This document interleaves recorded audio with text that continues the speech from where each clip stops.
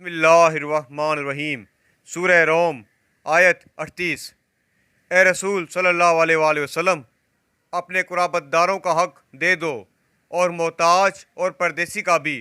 जो लोग अल्लाह की खुशनुदी के ख्वाह हैं, इनके हक में यही बेहतर है, और ऐसे ही लोग आखिरत में अपनी दिली मुरादें पाएंगे। मदीना से कुछ फासले पर फिदक एक गांव था, जिसमें खैबर का एक मजबूत और आला दर्जे का किला भी था। यहूदी इसमें आबाद थे।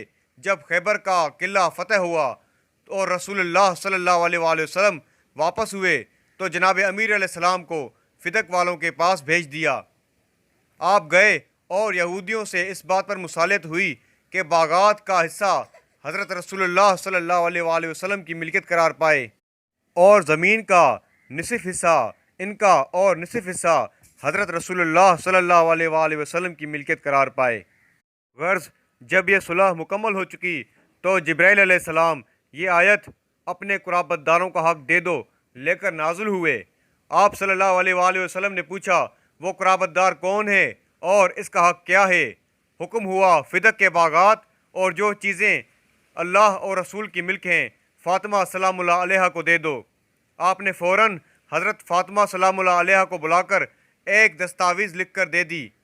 ये वही वसीका था जो जनाब फ़ातिमा सलामुल्लाह अलैहा ने रसूलुल्लाह सल्लल्लाहु अलैहि वसल्लम की वफ़ात के बाद हज़रत अबू बकर के सामने पेश किया था, और फरमाया था कि ये रसूलुल्लाह सल्लल्लाहु अलैहि वसल्लम का नोश्ता है, जो हज़रत ने मेरे और हसन और हुसैन अलैहिस्सलाम के वास्ते लिख दिया था।